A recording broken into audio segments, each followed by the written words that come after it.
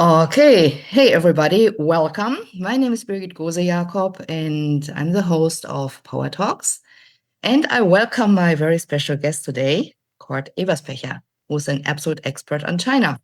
And that's what we're talking about because China, who in the world might have thought of that, was apparently the first country who ruled out that companies can lay off their staff because of AI being cheaper.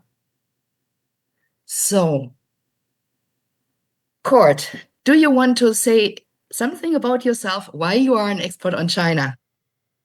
I know, but you have Well, the yes. numbers way better. First to say, I'm very glad to be here, and I'm very happy that we can discuss today.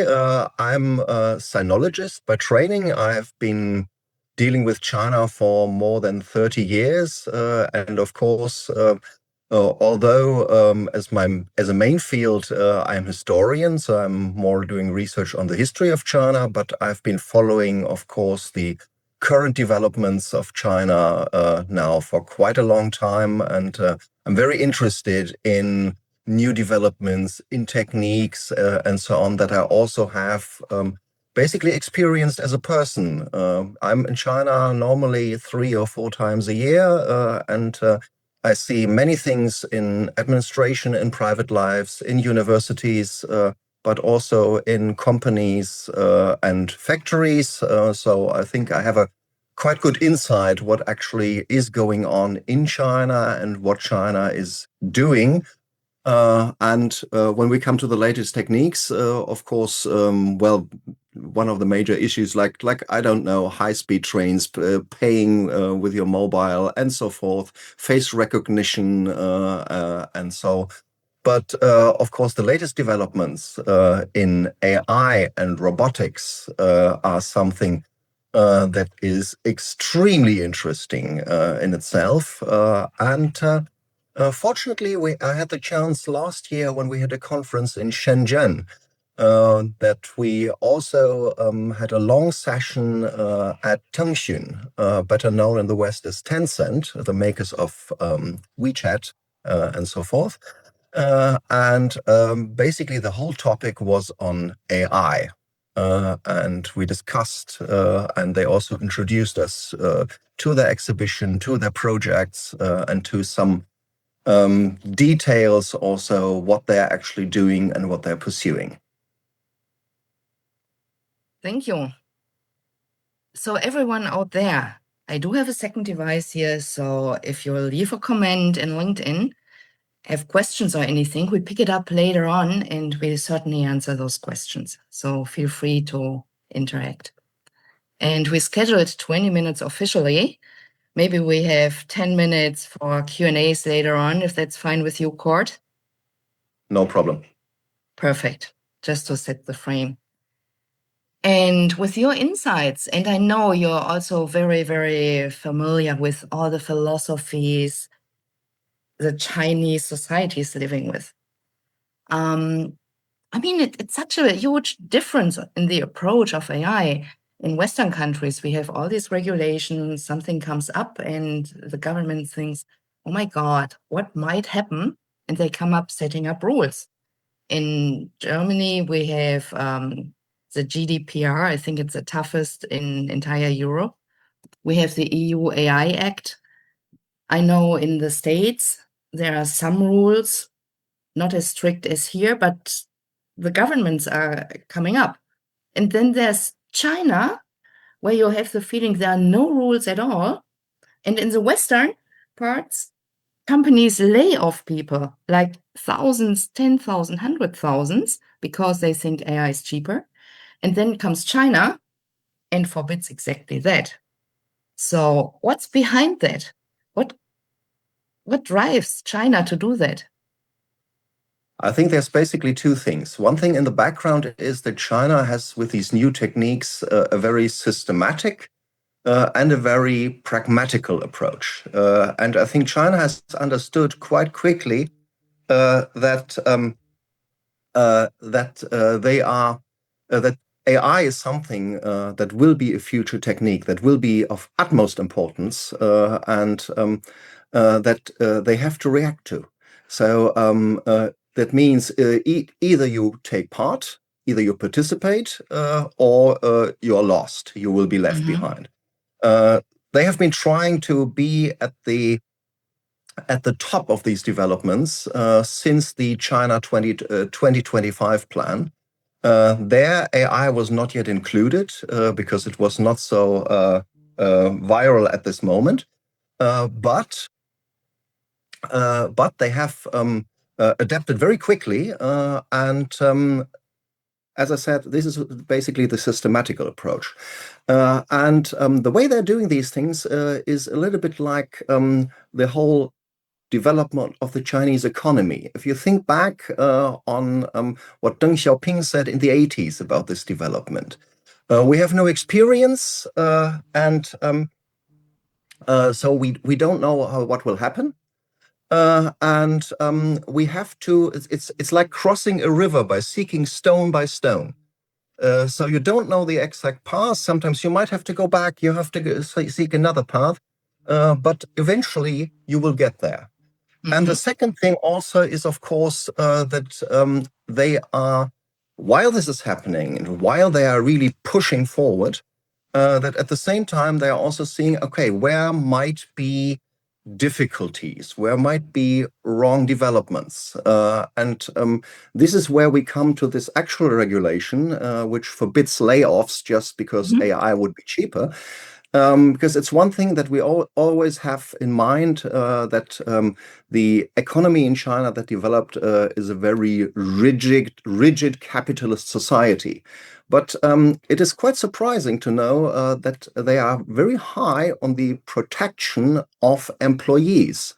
They have been doing this for many years, and most German companies know when you want to get rid of an Chinese employee, it's not so easy. You can't just deliberately fire people. There are rules, and they have to be applied very strictly. So I think this goes along with this basic idea that we want to introduce the new techniques, but we still have to look at the people and what is happening. And of course, this also has to do with the stability of society. So, because the economy is not going that well, so when they should have huge layoffs now, this might pose bigger problems for society. So let me get that straight. I mean, it's not that easy to fire people here in Europe as well. I know it's a lot easier in the States, like hire and fire usually within 2 weeks and sometimes even less. But I think when I'm listening to clients, when I'm listening on what people are talking about, if it comes to AI, there's a lot of scarcity and fear. And I have the feeling it's different in China. And I wonder, when I look at how people think of humankind in the Western countries, humans are usually referred to the center of the universe, more or less, and they are pretty much a separate entity. While, from my understanding, I think in China it's a little bit different, that humankind is part of everything, with the sky, the earth, the nature, and everything. And whatever comes there is just part of the entire thing. While in the Western parts, it's separate. And correct me if I'm wrong, but I think this thinking, the difference, and that AI comes up as a technology, yes, but a sophisticated technology. In China, it's just part of what's there, and they are dealing with it. While in the Western parts, it's something totally new, strange, and again, separated again. Could that have something to do with it? That is possible because China is on one hand trying to protect people, employees, and trying to see if there are any wrong developments. But on the other hand, they are fully embracing this new technique and how this can be applied, and they're doing reforms not only on the state level in the economy, but also what I've been just hearing these last 2 weeks. They are doing huge reforms in the education sector. They are changing the structures of studies at universities. They have got rid of because with AI in the background, they have been gotten they are closing down many bachelor and master programs, which they deem are not useful anymore, which is partially in the arts. I just read something like English literature will not be taught anymore, but also surprisingly in the IT sector.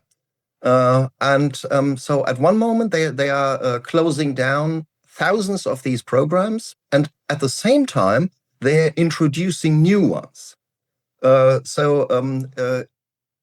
In total, I think they got rid of 2,000 programs altogether. But that means they are reacting. They are changing the structure. They are looking out what education might be needed in the future.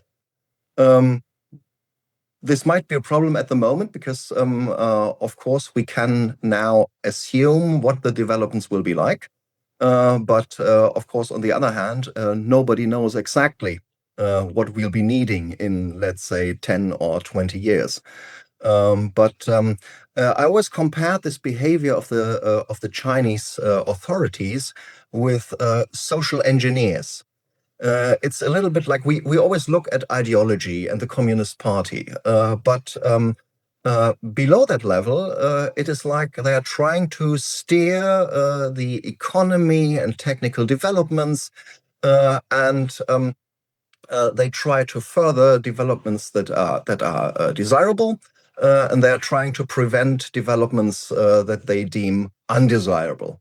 And of course, this is also connected to not only to the welfare of the people or the economy, but sometimes also to politics. But I think in the background, there's also the understanding that this is a whole system. This is not just the approach that this is used by the individual, but of course they are thinking in a wider frame. And at the moment, they are starting to build up basically a national infrastructure using AI systems. I just read recently that they have basically already dedicated about $300 billion, not yuan. In yuan, this is much more. $300 billion. Yes. To the development of a nationwide system. This is what I said, where I have seen examples also when we visited Tangshan last year, and these were just very concrete projects. Some very small, which shows the actual possibilities of application. Yeah, they showed us a very nice project in the province of Guangdong, for example. They are very big in breeding geese. Yeah, and so you have such a farm, and they have thousands of birds, and nobody has an oversight which bird is where and what is happening in there. And now they're starting to use AI. Basically, to screen these animals, to look, for example, for erratic behavior, to look which birds might be sick. And also, this gives them the ability in the end to identify individual birds in these masses. So it helps the farmers dealing more efficiently with breeding, keeping the animals alive and well. This is on a very small level, but on the bigger level, I just want to say it's an awesome use case, but if I think that might be applicable also to monitor humans, it gives me the creeps. I think we are in a phase where these things can be done, and I'm afraid they will be done. Because for the Chinese case, I think if you see, they have CCTV cameras all over China, so they have a very dense survey of the population, and so far it was always my impression that well, somebody has to watch the monitors, and so if nobody watches, then probably nothing will happen. But by now, when you add first cameras in the public sector, in public buildings, on the streets, and so forth, together with the systems of facial recognition that they have, and with which they are very good, as far as I know. And when you then put AI on top, then you practically can monitor very closely. And there have been examples of people who actually discovered these data about themselves, and then really discovered that basically there was registered all major things. When did they get on the train? When did they enter a shop, and so on. So basically, theoretically, you can know everything. Okay, so where does it leave us? I mean, the question was, why is the approach to AI in China so different from the West? And what's behind that? And also, what question do we really need to answer to deal with AI in a way that the world keeps lively and nice and humankind can live in peace and happiness, which is always a dream. I know there's the real life, but just thinking about it, different approaches, different theories. Just let me recap. I think the Chinese are very, very quick to adapt and let old things go, while the Western countries and Western societies try to prevent and very, very carefully go step by step to something new. And it slows down the West. It gives a lot of speed, a lot of, advantages also to the Chinese. On the other hand, there's a lot of danger involved in that if it comes to surveillance and all that kind of stuff to make humans more transparent than ever before. So what's the answer to the question? Why is there this difference and what should we learn from that? I know it's not an I easy think answer, but maybe I it's don't an think answer. But maybe I don't there's think there is. Sorry. question. But maybe I there's think a question we should ask, a different one. I think that the general question is really firstly where this is going, and I think there is no precise answer to that. We don't know yet, but I believe that it's also a question how we shape this. And the question will also be like how much the AI development will be centered on basically human beings. Because I firmly believe that if AI is a tool for us to use and make things better, easier, and so forth, this can have great benefits for everybody, for public life, for culture, for human beings, and so on. But if we center this approach on the AI, then you might actually reach a point where you say, so does the AI need us anymore? Yeah. So because with some when I see some people fantasize about these things, I sometimes think, what is this for? Then in the end, you have novels written by AI, read by AI, bought by AI. Yeah, and so in the end, they don't need human beings anymore. Yeah, but uh, the interesting thing on the Chinese side is very often the perception. This is, for example, when you look at public surveillance. For many Chinese, it is not so much about that the government controls you and watches you, but many interpret this as also an element of public safety. So this Interesting. prevents crime. This makes life safer. And there was one incident I heard from. I think this was I don't know, some Western guy, German, American, I forgot, who had arrived at an appointment and he missed his wallet.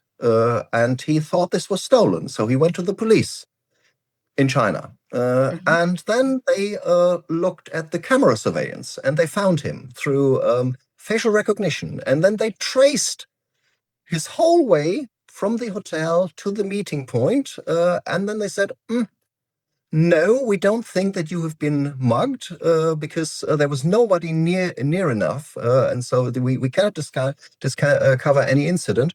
In the end, he found out he had the wallet was still in his hotel room and it had fallen behind some cupboard. Yeah. Yeah. So, and you can interpret this both ways. You can interpret this, okay, it helped him. So in the end, he got his wallet back. On the other hand, it's also the thing that, well, if you think about, they basically know all the time where you are. Yeah, and this was still without AI. This was still human beings doing research on the data they have available. Yeah, but theoretically, when you create a database, that can also be surveyed by AI. You don't know what will happen in the future. I think the most important thing is that we really need to be aware that we as humans stay in charge, that we keep control, that we withstand the luring AI. Please hand me over your wallet. I'm your agent. I can do everything for you. And hand it out the brain just as well. Just ask AI, do something, and just use it as is. And I think if we resist that and stay the human in the loop, we are on a pretty good way. And yes, I agree, there's so many things AI is very capable of. But on the other hand, we need to be really aware. And I heard that the Chinese perception on how things are going is way different than in the West. And maybe it would be helpful for the West to just learn a little bit from China in regards to experimenting, let things go, watch what's going to happen, and rein it in then. But certainly, the good thing is in the Western countries, we do have rules. But I think there need to be room for experiments as well. Yes, because it is quite a paradox because in the West we're talking so much about our freedom in contrast to China, but on the other hand we're trying to regulate as much as we can.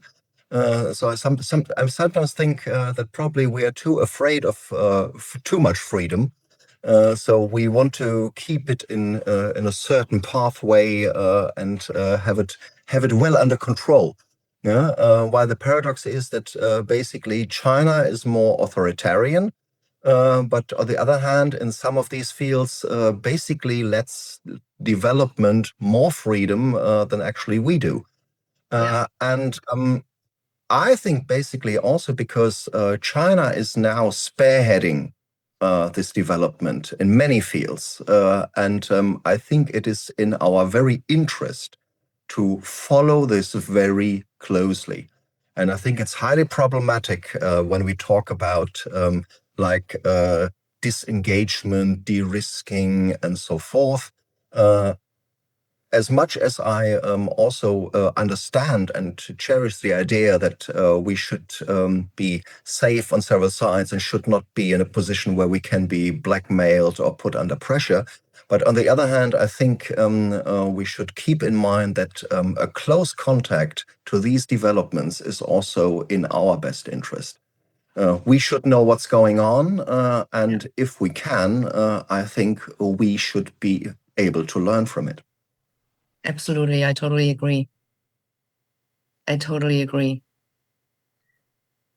Thank you, Kurt. Yeah, Very, thank you, very Birgit. interesting. Very interesting. China and Europe and the Western world, worlds apart. So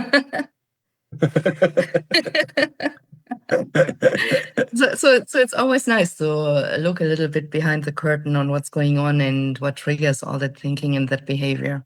Thank you so much for Yes. enlightening us. Yeah, please. I was very happy to be here, and I'm also happy that you asked me out because I believe knowledge has to be communicated, and so I enjoyed this exchange very much. Thank you so much, Cord. And to all of you out there, there will be more talks like this coming up. Just follow my page and sign up for the LinkedIn newsletter I got on LinkedIn. So see you in the next meeting. Thank you, everyone. Thank you for watching. I'm Birgit, the human behind all this, and your transformational ally, leadership, and AI strategist, ready to help you navigate AI.